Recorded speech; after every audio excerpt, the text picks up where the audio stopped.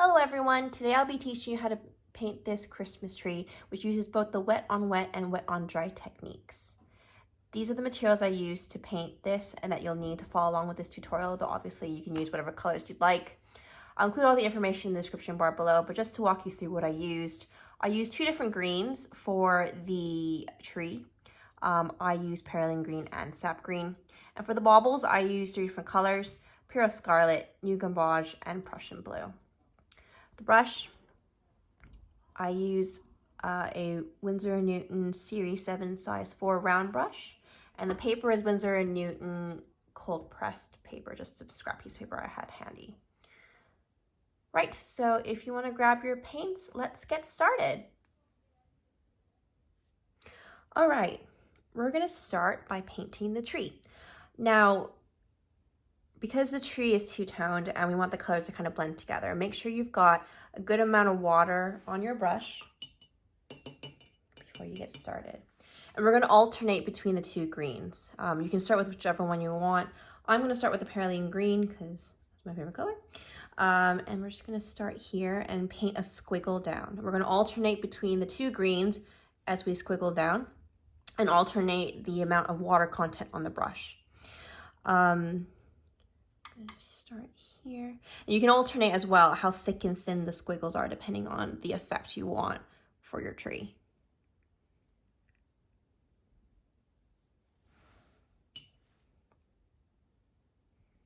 Okay, so paint a bit of the Perylene green, and then we're gonna paint with a bit of the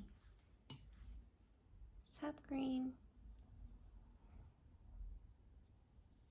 See there, you can just alternate how much water you use as well.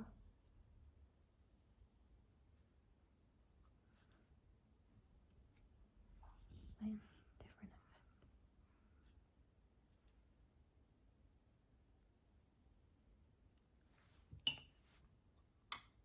I'm gonna finish with a bit of the Perylene green here. Cool. So you can see here that where I've changed the colors, there's a bit of blending moving. You want a good amount of water so that the pigment can kind of flow together. Now, while the tree is still a little bit wet, I'm going to start painting on some of the baubles. So I'm going to just choose a little bit of the red, and so I want the baubles to kind of bleed a little bit into the tree. So I'm just going to paint one here and tap here so it kind of gets the pigments blending a little bit together. There's one red bauble. Maybe another one over here. Cool.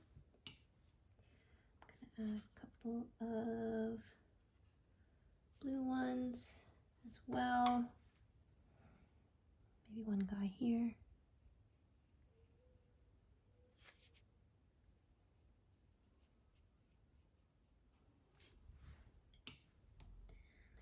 A couple of the yellow ones.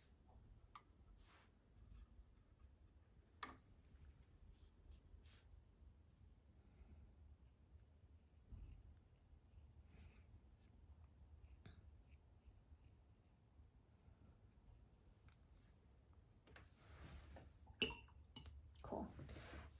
Now we're gonna let it dry a little bit before we finish this guy off. You can either let it air dry or you can use a heat tool to dry it, which is what I'm gonna do. So I've got this heat embossing tool.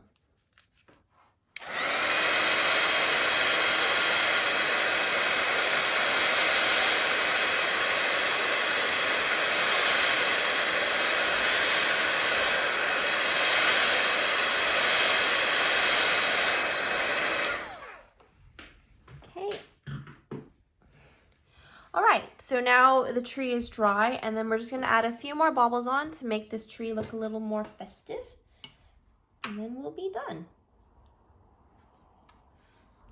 paint another maybe red one over, maybe over here.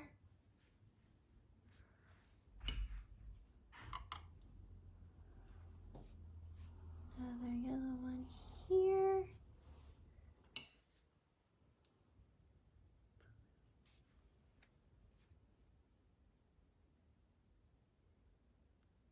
So you can see the difference between the baubles that were painted on while the tree was still wet and the one that's painted on after the tree has dried. They're a lot brighter and they stand out a bit more. So it kind of provides a little bit of depth, difference in depth. So it creates a little more interest in the tree. Maybe.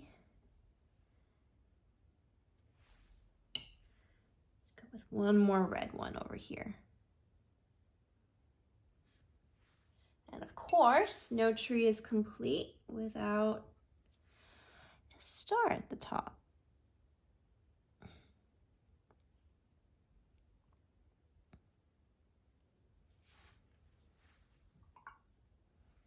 That's done.